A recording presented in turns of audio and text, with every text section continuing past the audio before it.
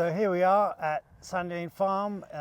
It's Cate, myself, back to earth with a bump after the excitement of the conference. So what inspired you about the conference? What did you get from it?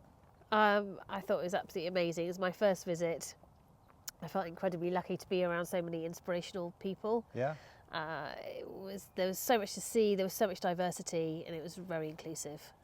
Yeah, I guess being more of an engineer, I was really excited about the what I saw as an increasingly data-led approach to organic businesses. So I found that really interesting. Was there any particular highlights or people that you can pick out? I went to listen to the talk about indie food retail and just found it really encouraging that what we're doing at Sandy Lane Farm is definitely going in the right direction, the right ethos, building relationships with our customers, how important that is, as much as, you know, the ethics of what we're selling. Yeah. I found that was really inspirational. Great. I found Andy Dibbon's talk about integrated pest management really inspirational. I felt like I am doing quite a few of those things, but the way he put it together and sort of showed a real systems-wide approach to it, really exciting. So that was pretty cool. Anything else? Just listening to Jim talk about diversity and inclusion within the farming world was really such a heartfelt speech from him, and I think it was so important for all of us to hear what he had to say. Yeah, actually, I'd echo that. I think it's easy for us to take people maybe at face value sometimes, but if you understand where they come from, I think we can be a lot more open to what they have to offer. Absolutely. And that's actually really exciting. Yeah.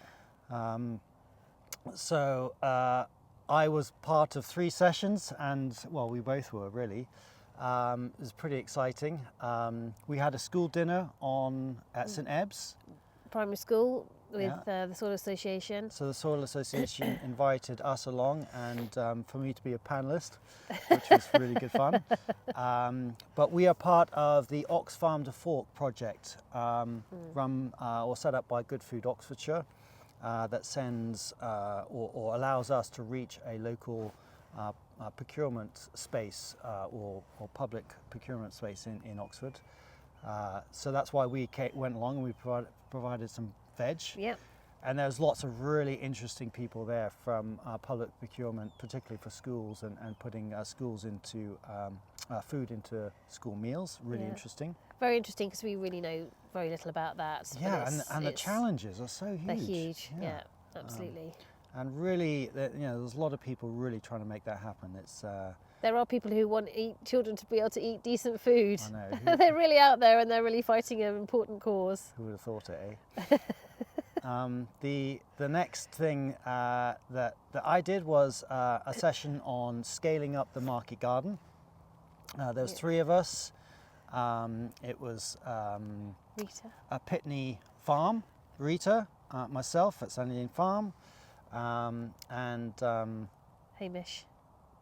And Hamish from Middle Ground Growers, and we were talking about scaling up in terms of mechanisation and tools, about how the challenges and the solutions around scaling up your team to support that, and the economics as well around perhaps raising funds or making or analysing your financial data to make sure that you're being successful. So that was really cool. So much to learn from everybody on that panel.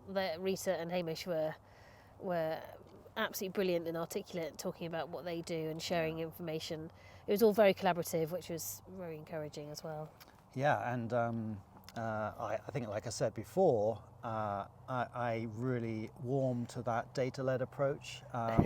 It means that you can strip out some of the other noise around what is good or not good, and seeing the data and acting on that data is really exciting for me.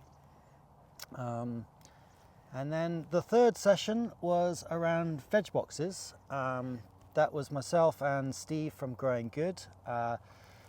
just talking through our experience of setting up a veg box scheme, going from a very simple, small scheme to where it is now, which is much more customer focused around customer choice and how we made that possible. Not being scared of putting the customer first, Well, which is difficult for growers. I mean, it is scary. Yeah.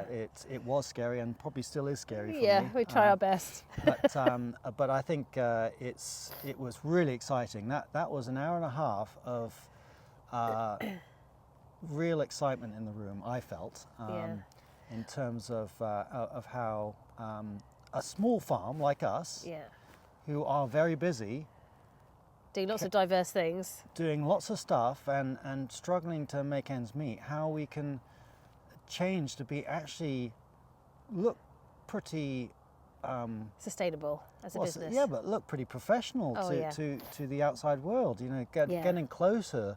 Obviously, we're not going to match the abilities that someone like Riverford has, but actually get quite close to that. And that was really exciting. Fantastic questions. Yeah.